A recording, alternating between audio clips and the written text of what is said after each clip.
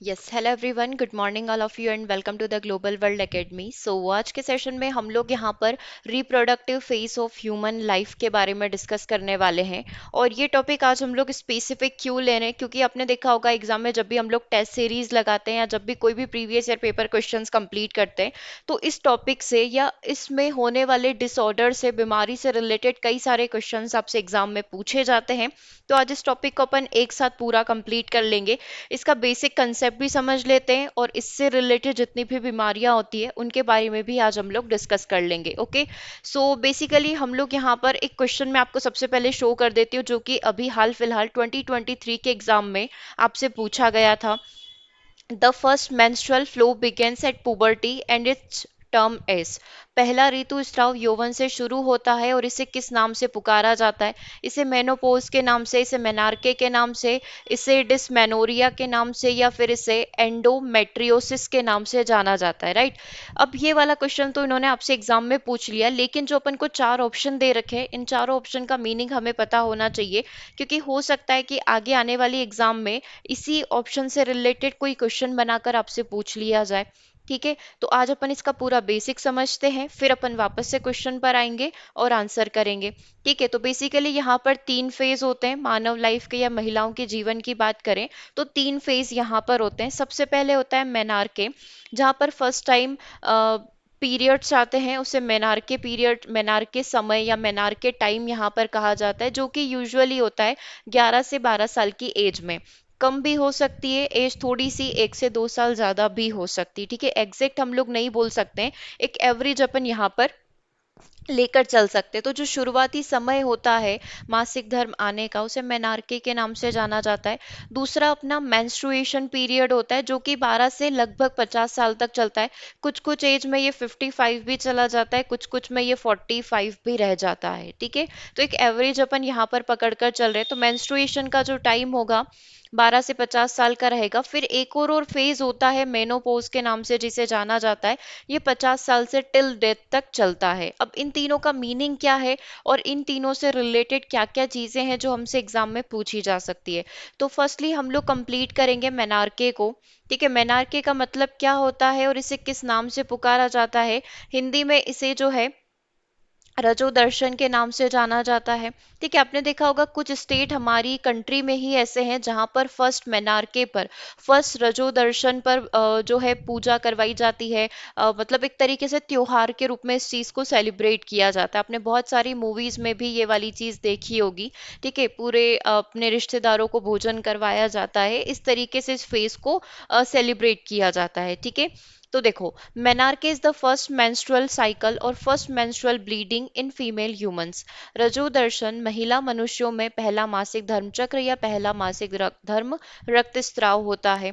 ठीक है, from both social and medical perspectives it is often considered the central event of female puberty and is signal the possibility of fertility. मतलब यहाँ पर अगर social purpose से भी देखा जाए और मेडिकल पर्पज से भी देखा जाए, तो मतलब बच्ची जो है यौवन अवस्था में आ चुकी है और मतलब एक तरीके से हम लोग बोल सकते हैं कि प्रजनन क्षमता की संभावना का ये पहला संकेत यहाँ पर होता है। ठीक है, लड़कियों को अलग अलग उम्र में रजोदर्शन का अनुभव यहाँ पर होता है, तो सभी के लिए सेम एज नहीं होती है। कुछ के लिए ये कम भी हो सकती है, कुछ के लिए ये ज्यादा भी हो सकती है। तो अगर आपसे पूछा जाए मेनार्के क्या होता है, हिंदी में पूछा जाए रजोदर्शन क्या होता है, तो ये महिलाओं की लाइफ का पहला ऐसा फेज या पहला ऐसा टाइम माना जाता है जब पहली बार मासिक धर्म यहाँ पर आते हैं, जब पहली बार पीरियड्स यहाँ पर या पहली बार मेंस्ट्रुअल साइकिल यहाँ पर स्टार्ट होता है। ठीक है, क्लियर है? पहली चीज क्लियर हो गई, मेनार्के आपको यहाँ पर क्लियर हो गया। ठीक है, अगला पॉइंट अपन यहाँ पर पढ़ते हैं। अगला जो होता है मेंस्ट्रुएशन साइकिल की हम लोग बात कर रहे हैं, तो एक बार इसको समझ लेते हैं मेंस्ट्रुअल साइकिल होता क्या है। ठीक है, तो मेंस्ट्रुएशन और a period is a vaginal bleeding that occur as a part of humans menstruation cycle. मासिक धर्म या पीरियड योनि से होने वाला एक प्रकार का रक्तस्राव होता है, जो महीने में 5 से 6 दिन के लिए यहाँ पर ब्लीडिंग होती है, राइट? अब यहाँ पर अपन देखते हैं the menstrual cycle is a natural process that involve changes in hormone production and the structure of uterus and ovaries. आपको ध्यान होगा हमने क्लास 9th में पहली बार इस टॉपिक में पढ़ा था, जब हम लोग जनरल एमपी बोर्ड से भी यदि करते तो क्लास 9 में पहली बार हमें इस टॉपिक के बारे में, रिप्रोडक्शन के बारे में पूरी जानकारी दी जाती, तो उस समय हमने इस बारे में पूरा और अच्छे से डिटेल में भी पढ़ा होगा। तो वही सारी चीजें हैं, ठीक है, बस इसमें हम जो एक्स्ट्रा पढ़ रहे हैं, इसमें जितनी भी बीमारी वगैरह होती है उन सबको अपन ऐड करते हुए डिस्कस करेंगे, ठीक है। मासिक धर्म चक्र एक प्राकृतिक प्रकार की एक नेचुरल प्रोसेस यहाँ पर होती है, जिसमें हार्मोन उत्पादन और गर्भाशय और अंडाशय की संरचना में परिवर्तन शामिल होते हैं। इस चक्र में 4 चरण होते हैं, 4 स्टेप्स यहाँ पर होती है। सबसे पहले फॉलिकल फेज यहाँ पर होता है, ओवल्यूशन पीरियड यहाँ पर होता है, मेंस्ट्रुएशन होता है एंड ल्यूटल फेज यहाँ पर होता है। स्टेप बाय स्टेप 4 फेज यहाँ पर चलते हैं, मेंस्ट्रुएशन, फॉलिकल फेज, कुपिक चरण, दूसरा ओवल्यूशन, डिम्बोत्सर्जन और फोर्थ वाला ल्यूटल फेज यहाँ पर होता है। तो इस तरीके से पूरा ये टाइम पीरियड यहाँ पर 28 डेज का, इस तरीके से एक मंथ कंप्लीट होता है, राइट। तो मेंस्ट्रुएशन जनरल हो गया। इसके बाद जो अगला आएगा, तीसरा वाला जो फेज होता है, जिसे मेनोपॉज के नाम से जाना जाता है और हिंदी में इसे रजोनिवृत्ति के नाम से जाना जाता है, ठीक है। आई थिंक 2 पॉइंट आपके क्लियर हो गए। तीसरा जो है अपना रजोनिवृत्ति है, क्लाइमेट्रिक के नाम से भी इसको जाना जाता है। ये महिला के जीवन का वह समय होता है जहां पर ये मेंस्ट्रुएशन साइकिल एंड होने वाले होते हैं। मतलब ये जो मेंस्ट्रुएशन साइकिल की हम लोग यहाँ पर बात कर रहे हैं, मासिक धर्म की बात कर रहे हैं, ये खत्म होने वाला होता है, ठीक है। एक महिला के जीवन का वह बिंदु है जब उसके अंडाशय जो है, जब उसकी ओवरी जो है, यहाँ पर जो है हार्मोन को प्रोड्यूस करना क्या कर देगी, बंद कर देगी। यह जैविक उम्र बढ़ने का एक स्वाभाविक सा हिस्सा होता है, जो आमतौर पर 45 और 55 साल की उम्र की जो महिलाएं हैं उनमें यहाँ पर देखा जाता है। और इसे तब कंसीडर किया जाएगा मेनोपॉज को जब महिला को 12 मंथ यानी कि लगभग 1 साल तक मेंस्ट्रुएशन साइकिल नहीं हुए हैं, पीरियड्स नहीं आए हो, ठीक है। तो 3 चीजें यहाँ पर हो गई। एक बार मैं फिर से आपको क्वेश्चन की तरफ लेकर चलती हूँ ताकि आपको चीजें क्लियर होती जाए। देखो, इसमें क्वेश्चन में पूछा था मेनोपॉज मतलब कि 45 से 55 के बीच का वह समय जहां पर मेंस्ट्रुएशन साइकिल एंड हो जाएंगे, ठीक है। या फिर हम लोग ऐसा बोल सकते हैं जहां पर ह्यूमन बॉडी जो है हार्मोन्स को प्रोड्यूस करना, स्पेसिफिक फीमेल में अगर अपन बात करें तो ओवरी जो है हार्मोन्स को प्रोड्यूस करना बंद कर देगी, ठीक है। मेनार्के का मतलब क्या होता है, ये सबसे पहला शुरुआती समय होता है मेंस्ट्रुएशन साइकिल का। तो अपन ये बोल सकते हैं पोज होना एंडिंग हो गया और मेनार्के क्या हो गई, शुरुआत हो गई, स्टार्टिंग यहाँ पर हो गई। 2 चीजें समझ में आ गई। अब बाकी के 2 ऑप्शन के बारे में और डिस्कस कर लेते हैं, ठीक है। चलिए, देखो अब आ जाता है डिस्मेनोरिया। डिस्मेनोरिया का मतलब क्या होता है, इसे मेंस्ट्रुअल क्रैम्प के नाम से और पीरियड पेन के नाम से भी जाना जाता है। जब भी महिलाएं मेंस्ट्रुएशन साइकिल में होती है या जब भी ये वाला समय चल रहा होता है तो एक पेन से, एक दर्द से यहाँ पर गुजरना पड़ता है, जिसे मेंस्ट्रुअल क्रैम्प के नाम से यहाँ पर जाना जाता है, ठीक है। मासिक धर्म के दौरान होने वाला यह एक प्रकार का दर्द है। यह मध्यम से गंभीर हो सकता है, किसी किसी को कम रहता है, किसी किसी को ये ज्यादा रहता है, ठीक है। और आमतौर पर मेंस्ट्रुएशन साइकिल शुरू होने के साथ ये चीज स्टार्ट हो जाती है और एंड होने के साथ 3 से 5 दिन में ये चीज खत्म हो जाती है। यूजुअली जो पेन होता है, लोअर एब्डोमेन जो होता है, लोअर पार्ट जो होता है, हम लोग बोल सकते हैं नाभि से नीचे का जो हिस्सा होता है, वहां पर ये दर्द रहता है। पेल्विस में ये दर्द रहता है, ठीक है। पेट के निचले हिस्से में ये दर्द महसूस होता है, ठीक है। तो इसे किस नाम से जाना जाता है, डिस्मेनोरिया के नाम से जाना जाता है, ठीक है। क्लियर है, ये मोस्टली कॉमन है, हर घर में आपको ये चीज देखने को मिल सकती है, हालांकि इसके बारे में सभी को जानकारी नहीं होती है, ठीक है। तो डिस्मेनोरिया में 2 प्रकार की चीजें होती है, एक प्राइमरी होता है और एक सेकेंडरी होता है। अब प्राइमरी वाली जो चीज होती है और सेकेंडरी वाली में क्या डिफरेंस होता है, बेसिकली दोनों वही चीजें हैं कि दोनों में ही क्या होगा, दोनों ही कंडीशन में दर्द यहाँ पर उठता है, दोनों ही कंडीशन में पेन यहाँ पर होता है। अब इसमें जब होगा कि मेनार्के जब स्टार्ट होता है, शुरुआत में जब पहली बार हम लोग बोल सकते हैं मेंस्ट्रुएशन साइकिल स्टार्ट होता है, तो इस केस में क्या कंडीशन होती है, जैसे कि हम लोग बोल रहे हैं एडोलसेंस में जो है मेनार्के यहाँ पर स्टार्ट हो चुका है। तो शुरुआती समय में अगर हर महीने हम लोग बात करें कि हर महीने पेन रहता है, ठीक है, हर महीने जब मेंस्ट्रुएशन साइकिल आएंगे तो 3 से 5 दिन तक ये दर्द रहेगा। तो the pain decreases with age, जैसे जैसे एज होती जाती है, मतलब जैसे जैसे बच्ची बड़ी होती जाएगी, ठीक है, ये पेन क्या होता जाएगा, कम होता जाएगा। इसे बोला जाता है प्राइमरी डिस्मेनोरिया। ठीक है। सेकेंडरी वाले का मतलब क्या होता है, सेकेंडरी डिस्मेनोरिया का मतलब क्या होता है, शुरुआत के 1-2 साल में बिल्कुल पेन वगैरह न के बराबर होता है, हल्का फुल्का यहाँ पर रहता है, बिल्कुल माइल्ड सिम्टम्स यहाँ पर रहते हैं। लेकिन जैसे जैसे एज बढ़ती जाती है ना, जैसे जैसे हम लोग समय निकलता जाता है तो ये पेन क्या होता जाता है, इंक्रीज होता जाता है। तो समय के साथ साथ अगर धीरे धीरे दर्द बढ़ता जा रहा है, जैसे अभी बच्ची 12 से 13 साल में, 15 साल में इतना ज्यादा पता नहीं चल रहा है, लेकिन जैसे जैसे 20 साल होते हैं, 25 साल होते हैं, 30 साल होते हैं, 35 साल होते हैं, तो ये दर्द क्या होता है, इंक्रीज होता जाता है। ये पेन जो है, ये क्रैम्प्स जो होते हैं, ये बढ़ते जाते हैं। तो इसको किस नाम से पुकारा जाता है, सेकेंडरी डिस्मेनोरिया के नाम से पुकारा जाता है। और ये प्राइमरी में पहले होता है, लेकिन ये समय के साथ धीरे धीरे कम होता जाता है। ठीक है, तो दोनों के अपने अपने बोल सकते हैं, अलग अलग टाइप है, पहले दर्द महसूस करना और एक में बाद में ज्यादा दर्द महसूस करना। ठीक है, क्लियर है यहाँ तक? तो आपको तीसरा जो ऑप्शन था डिस्मेनोरिया का, वो समझ में आ गया। इसके बाद आ जाता है फोर्थ ऑप्शन, जो कि मोस्ट इंपॉर्टेंट रहेगा, एंडोमेट्रियोसिस। ठीक है, अब ये एंडोमेट्रियोसिस का मतलब क्या होता है? Endometriosis is a common condition in women that occur when tissue similar to the lining of the uterus grows outside the यूट्रिस।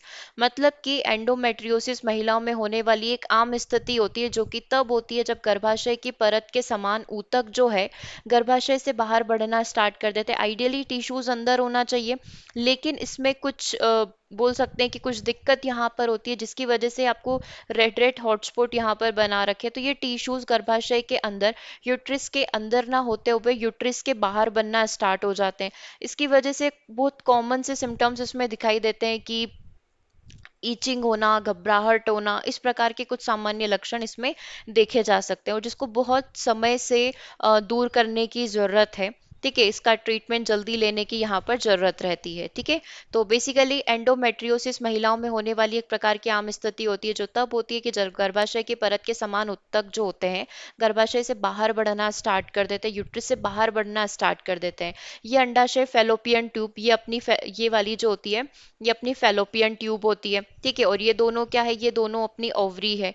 ठीक है, तो ये अंडाशय फेलोपियन ट्यूब गर्भाशय के आसपास के स्नायु बंधन और अन्य क्षेत्रों को प्रभावित कर सकते हैं। एंडोमेट्रियोसिस गर्भिक पेल्विक दर्द का कारण यहाँ पर बन सकता है, क्योंकि अगर ये चीजें हो रही है, अगर शरीर में कोई भी अनयूजुअल चीज यहाँ पर हो रही है, तो कहीं ना कहीं वो चीज काफी ज्यादा पेनफुल हो जाती है, दर्द का कारण यहाँ पर बन जाती है।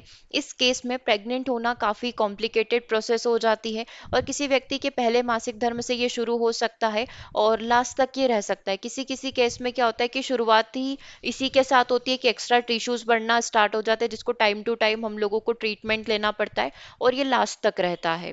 ठीक है, तो बेसिकली एंडोमेट्रियोसिस महिलाओं में होने वाली एक प्रकार की विकृति है, जिसमें टिश्यूज यूट्रिस के अंदर होने की बजाय बाहर बढ़ना स्टार्ट कर देते हैं। ओके, तो ये हो गई यहाँ पर सारी चीजें। जो भी ऑप्शंस अपने यहाँ पर थे वो अपन ने यहाँ पर डिस्कस कर लिए। एक बार और क्वेश्चंस देख लेते हैं जो अपन ने अभी क्वेश्चन पढ़ा था। ठीक है, पहला ऋतुस्राव यौवन से शुरू होता है, और इसे किस नाम से जाना जाता है? इसे मेनार्के के नाम से जाना जाता है, क्योंकि स्टार्टिंग टाइम होता है। रजोनिवृत्ति मेनोपॉज जो होता है, एंडिंग टाइम होता है। पूरे समय क्या चलता है? मेंस्ट्रुएशन साइकिल यहाँ पर चलता है।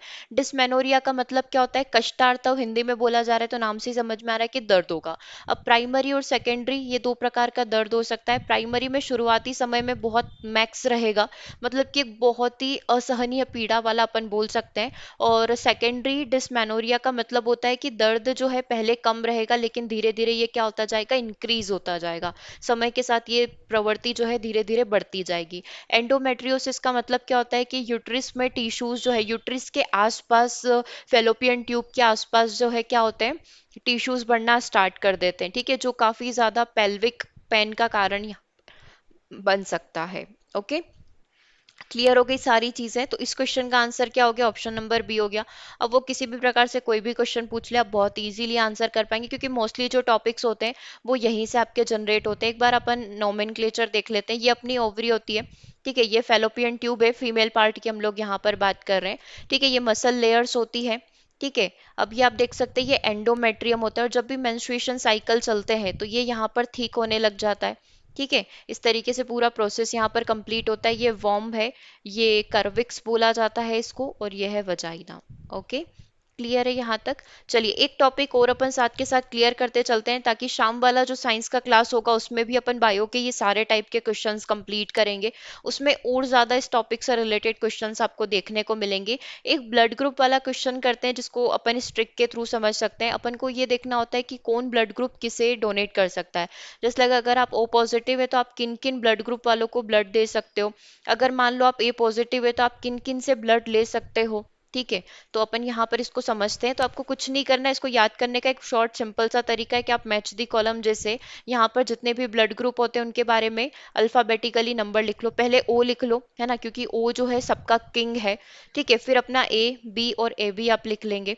उसके बाद जो है इधर भी आप सेम नाम लिख लो, ओ ए बी और ए बी आप लिख लें। ठीक है, क्लियर है यहाँ तक? अब आपको क्या करना है, वो जो है हमारे रक्त जो है ब्लड सिस्टम जो है उसका क्या है, किंग है। और किंग राजा का क्या काम क्या होता है कि जितनी भी प्रजा है उसके राज्य में उनकी रक्षा करना, मतलब किंगडम जो भी है उसकी क्या करना, जितनी भी प्रजा है सबकी रक्षा करना। तो अगर किसी को भी ब्लड की जरूरत है तो ये ओ क्या करेगा, सभी को ब्लड देने के लिए तैयार रहेगा। कि यानी कि हम लोग ये बोल सकते हैं कि ओ जो है यूनिवर्सल डोनर होता है। ओ कौन होता है, यूनिवर्सल डोनर, मतलब कि ओ किसी को भी ब्लड डोनेट कर सकता है। यानी कि अगर आप ओ ब्लड ग्रुप के हैं तो आप ओ ए बी और ए बी सभी को ब्लड यहाँ पर दे सकते हैं। ठीक है, क्लियर बात है, एक ही चीज अपन को समझनी है। अब दूसरा देखो ए वाला। अब ए वाले को अगर ए अपना ओ अपना जो है किंग है, तो ए को अपन यहाँ पर क्या बोल सकते हैं, मंत्री बोल सकते हैं, है ना, एक मिनिस्टर यहाँ पर कंसीडर कर सकते हैं। तो मंत्री का काम क्या होगा, वो ओ यानी कि राजा के जितना बोल सकते हैं दिल वाला नहीं होगा, बड़े दिल वाला नहीं होगा, लेकिन फिर भी उसका प्रजा के प्रति अपना दायित्व होगा। तो ए वाला जो है किस किस को ब्लड ग्रुप यहाँ पर दे सकता है, तो ए वाला ए को और ए वाला ए बी को अपना ब्लड दे सकता है। आप ऐसे समझ लो, ए मंत्री है तो ये मंत्री केवल अपने घर वालों को और अपने घर वालों के रिश्तेदारों को जो है ब्लड ग्रुप देगा, अपना ब्लड डोनेट करेगा।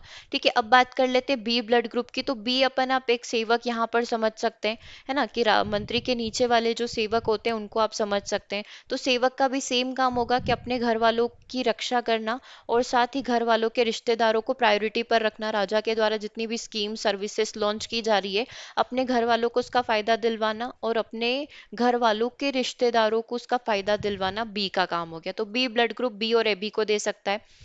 इसके बाद बचता है ए बी। ए बी कौन है, अपने आप में खुद प्रजा है। तो ये प्रजा किसी की सगी नहीं है, प्रजा क्या करेगी, केवल अपना फायदा देखेगी। तो ए बी वाला केवल ए बी को ब्लड ग्रुप दे सकता है। ठीक है, ए बी को अपन क्या मान लेते हैं कि इस राज्य की क्या हो गई, ये प्रजा हो गई, इस राज्य की क्या हो गई, जनता हो गई। तो ये सरकार से सब कुछ ले सकती है, राजा से सब कुछ ले सकती है, मंत्री जो भी देगा वो ले लेगी, सेवक से जो भी मिला वो सब एक्सेप्ट कर लेगी। मतलब ए बी क्या हो गया, यूनिवर्सल डोनर, यूनिवर्सल एक्सेप्टर यहाँ पर हो गया। ठीक है, ए बी क्या हो गया, यूनिवर्सल एक्सेप्टर। मतलब ए बी जो है ओ से भी फायदा ले सकता है, ए से भी ले सकता है और ए बी से भी, मतलब बी से भी, और खुद ए बी से भी क्या कर सकता है, ब्लड को ले सकता है, लेकिन दे किसी को नहीं सकता है। अपन ये यहाँ पर कंसीडर कर सकते हैं कि ए बी वाला केवल ए बी का ही सगा रहेगा। ठीक है, समझ में आ गई ये वाली चीज। मेन पर्पस इस टेबल को समझाने का यही था कि आपको डोनर एक्सेप्टर की पूरी जानकारी मिल जाए। तो बस आप इसको इस टेबल फॉर्म में बनाएं और सारी चीजें लर्न कर लें। ठीक है, बस ये टेबल बनाना आ गई तो फिर कोई दिक्कत नहीं है। ओके, सो ये था आज का हमारा सेशन जिसमें हमें इस टॉपिक के बारे में डिस्कस करना था। शाम को हम लोग इससे रिलेटेड और टॉपिक पढ़ेंगे, एंटीजन एंटीबॉडी के बारे में पढ़ेंगे। एंटीजन एंटीबॉडी के बीच में क्या डिफरेंस होता है, उनका स्ट्रक्चर कैसा होता है। साथ ही एक प्रीवियस ईयर पेपर के कुछ 25 क्वेश्चन हम लोग कंप्लीट करेंगे। तो उस सेशन को भी आप जरूर से अटेंड करिएगा। शाम को 6 PM आपका वो सेशन रहेगा, 6 to 6:45 तक वो सेशन चलेगा। Okay, so thank you everyone, मिलते हैं हम लोग अपने नेक्स्ट सेशन में। Thanks for watching.